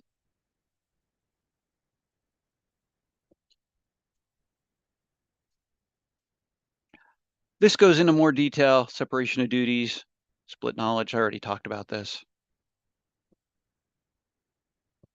Let's see. We covered why rotate keys, but I did want to show these slides again, what you can do. If I'm going quickly through these, you can come back to the video, press pause. You're lucky you can press pause. I can't while I'm talking. That would be really awkward. Limit the damage if it's discovered, the amount, if it's using the same key. Of course, this is why you want to use multiple keys. You have your key rotation and assuming it can be cracked. Oh, this gets into key destruction. Again, sometimes I get way ahead of myself. You can revoke it. This is a good graphic because it shows the key, what you do with keys throughout the life cycle, if you will. From generation, provisioning, how do you maintain it in the inventory?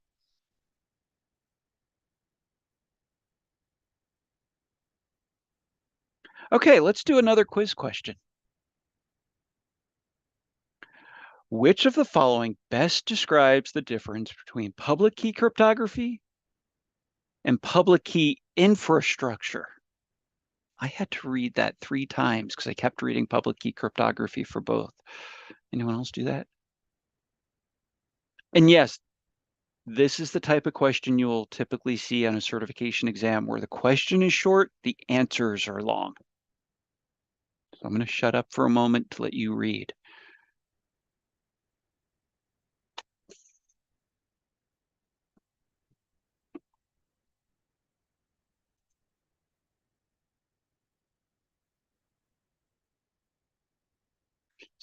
Seeing some answers in chat, hopefully not too many of you are cheating and just looking at what other people are putting.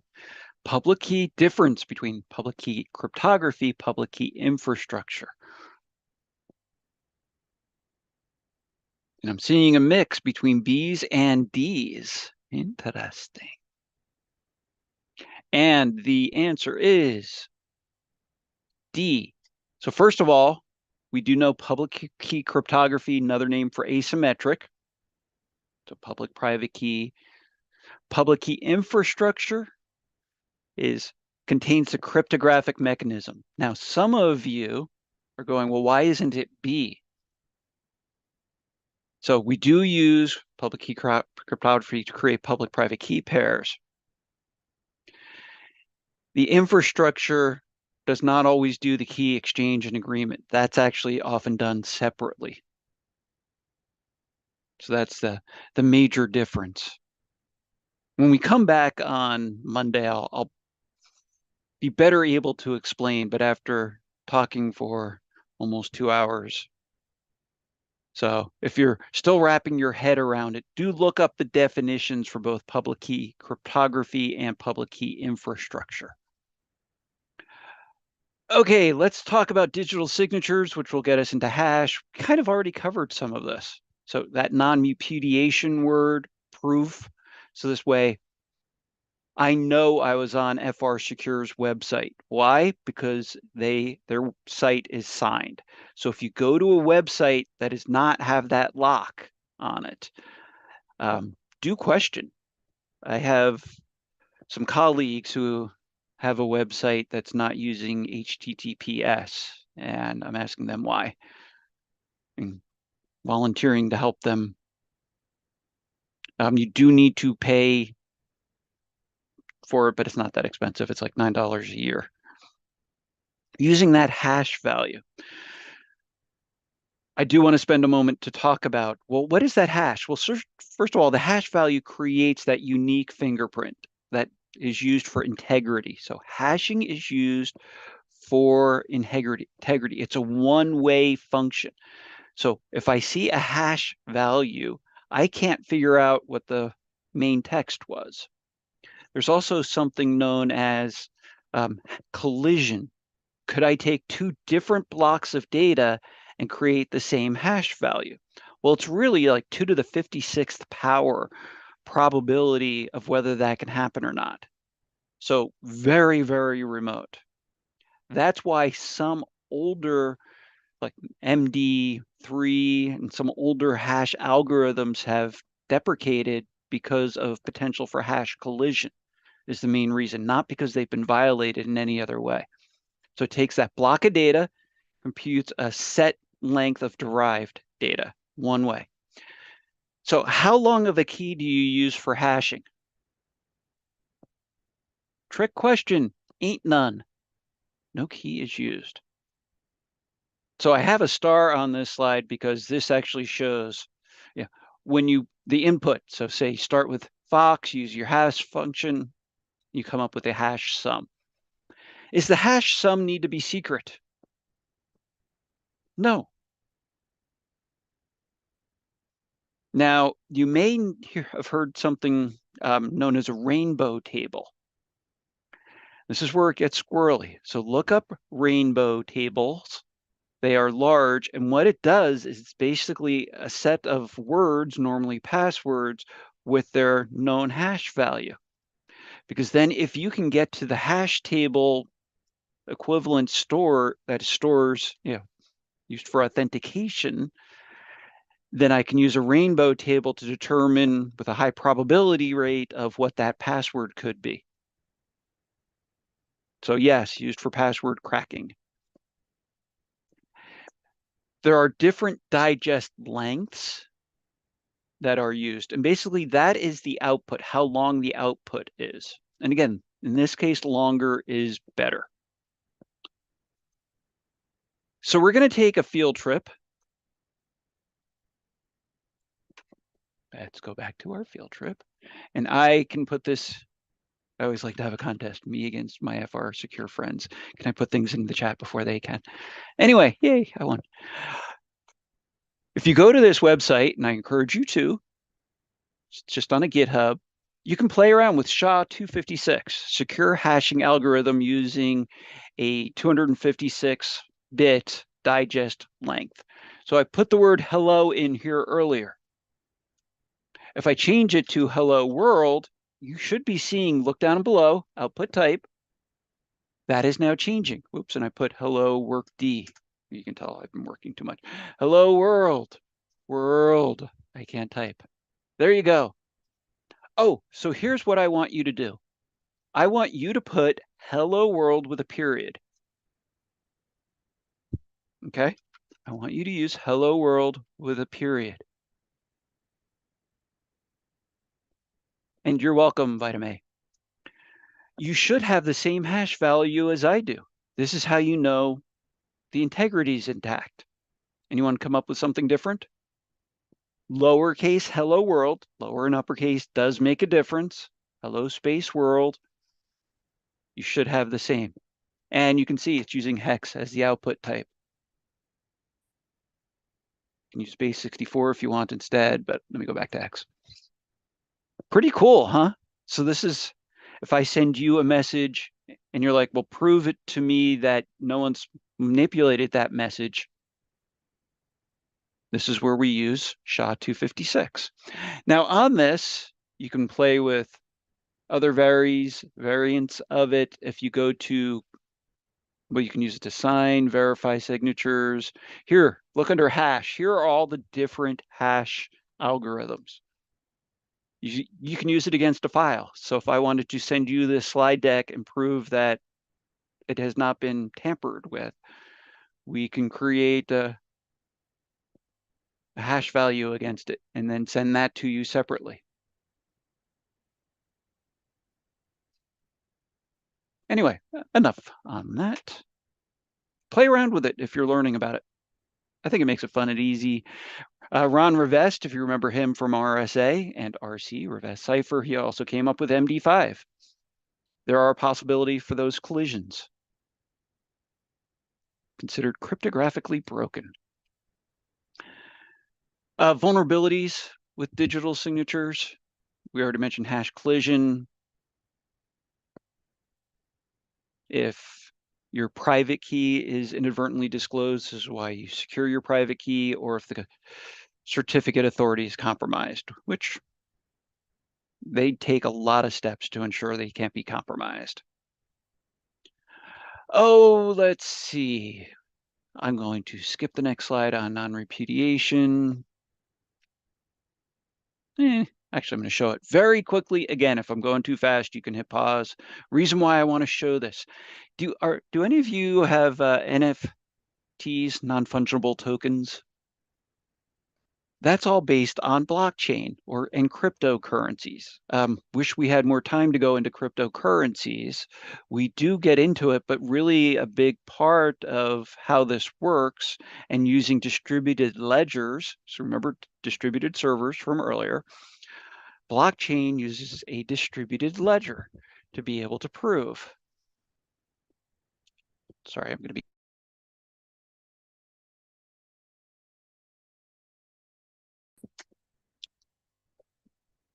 Anyway, sorry about that. My cat lets me know when it's time to be done. Blockchain, I gave you a chance to read. That's why my cat was giving you a chance to read. If I do recommend studying this distributed ledger, blockchain, cryptocurrencies, it's widely enough used today where there could be exam questions on it, I would say, and it's based on cryptography, a lot of what we've talked about in tonight's session.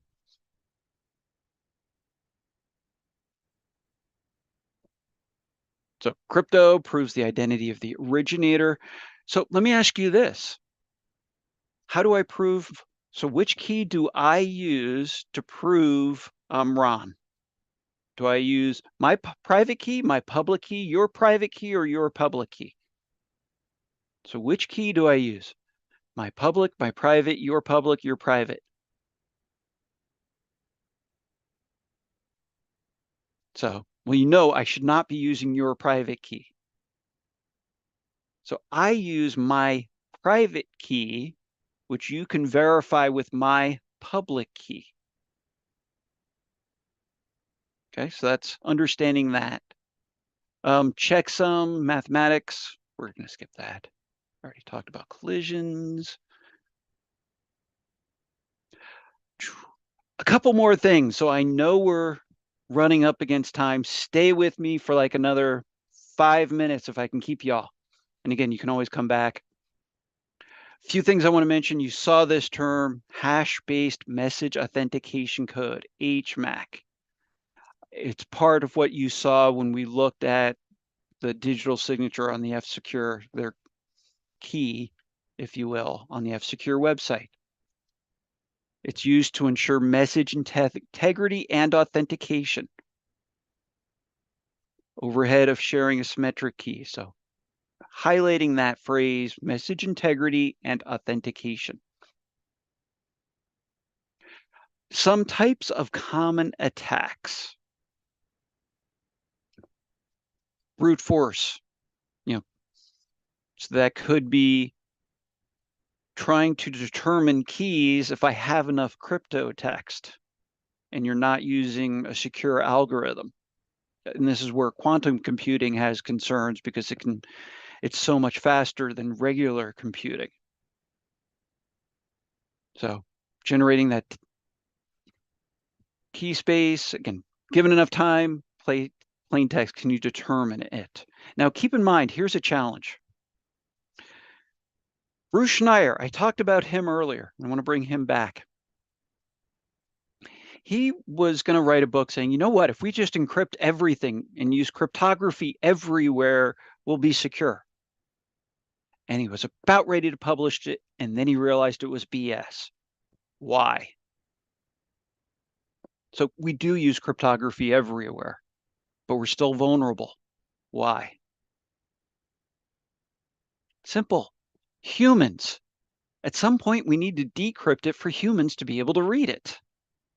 And that's what he realized. He's like, oh yeah, there's that silly human factor. If we just get rid of humans, we'll be fine. So anyway, brute forcing like passwords. And if they are saving passwords, so no one should be saving passwords as a true form anymore. I was once working with my state and I realized they were saving passwords in plain text. I immediately made sure we didn't do that. Others, so defenses, hashing complexity, salting. So what is salting, you may ask? Oh, we saw this with different attacks. Salting is just adding some randomness into the password, into the hash value. So this way, it defeats rainbow tables. So you need to know the salt I am using to understand which hash value I will get with that password. So even if you have my list of hash passwords, you use the rainbow table against it as long as I keep my salt secret, if you will.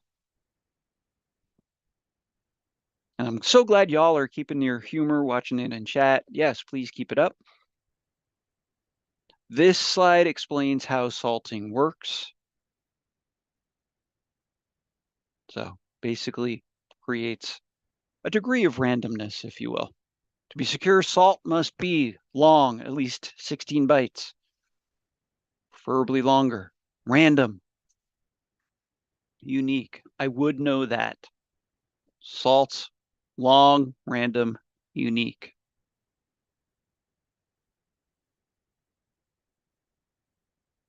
Used with passwords. Okay, others, known plain text. If I can pair up plain text against ciphertext, can I figure out what the key is? Now, if they're using simple keys like a ROT3, yes.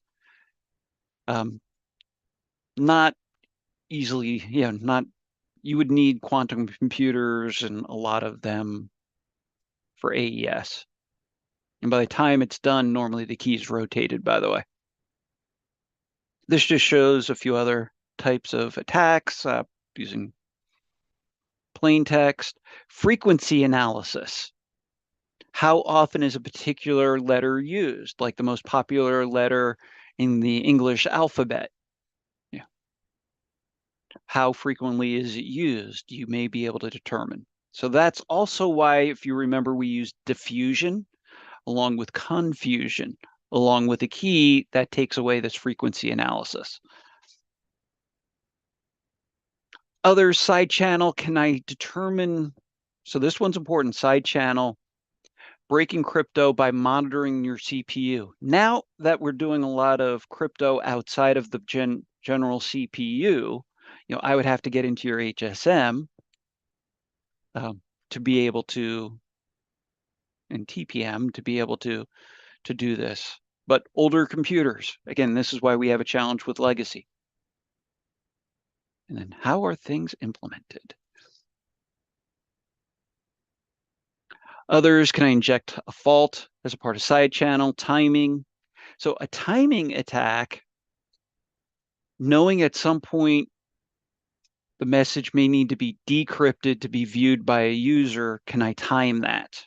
It's a type of side channel attack, monitoring the time it takes for our algorithmic functions as well can be included. And these are not just by themselves. You'll often see a timing attack associated with side channel, associated with a man-in-the-middle attack.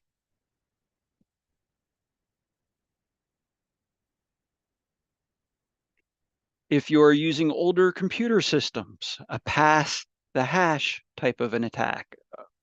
Talking with my friends at the FBI, they would see this too frequently, where the systems, they don't share the password, but they share an unsalted hash of the password. So can I just be a man in the middle? I can take over the account by just sharing the hash. I never need to know your password. I just need to know what the hash value is. And even I, as a human, don't need to know it. My computer can know it. And as that man in the middle, authenticate, because what I do then, I authenticate before you do.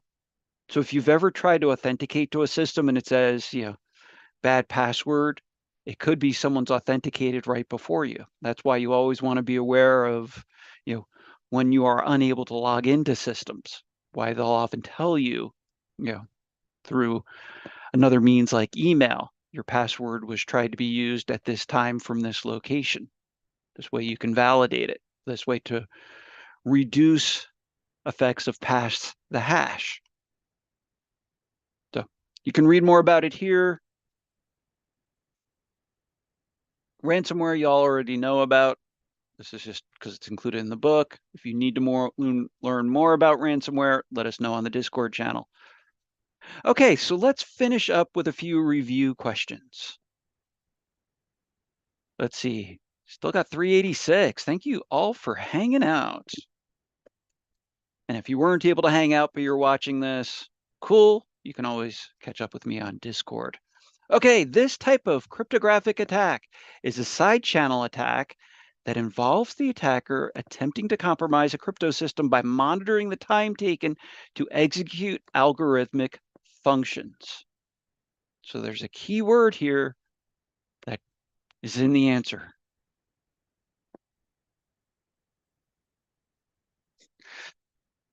If the account has been locked out, please log in as administrator to unlock. If you see something, say something. If your spidey senses are tingling, there may be a reason why. Okay, y'all are getting this as D. Yes, it's a timing attack. It says time. Okay, we talked about ECC. The elliptic curve crypto system is an asymmetric algorithm. Okay. What sets it apart from other cryptographic algorithms? Why do we use ECC compared to other crypto algorithms?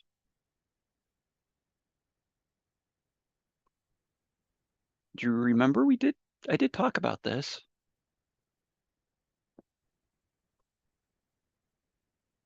Normally, again, go through these. If you see something is wrong, then you can throw it out. And I see most of you are getting this. It is more efficient. Occam's razor, the simplest answer is often the most correct. And they may not, as part of a certification exam, ask you about discrete logarithms in a finite field.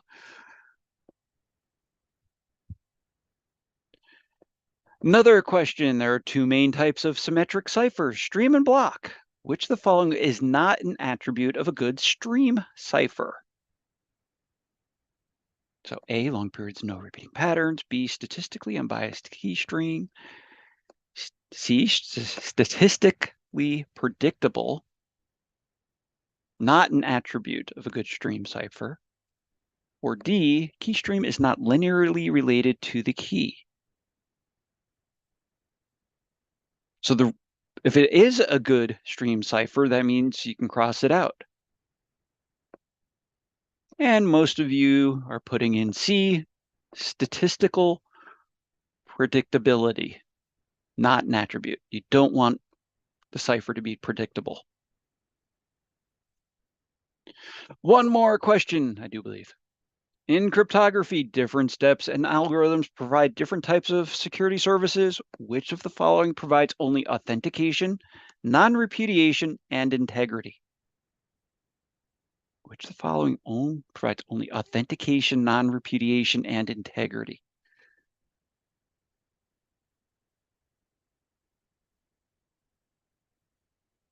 Looks like some of you are getting the answers. So TLS with a digital signature, AES encryption algorithm, digital signature or hash algorithm. So you know it's not B because that provides confidentiality. Digital signature, I mean, this is not the algorithm associated with it. So the answer is D, hash algorithm.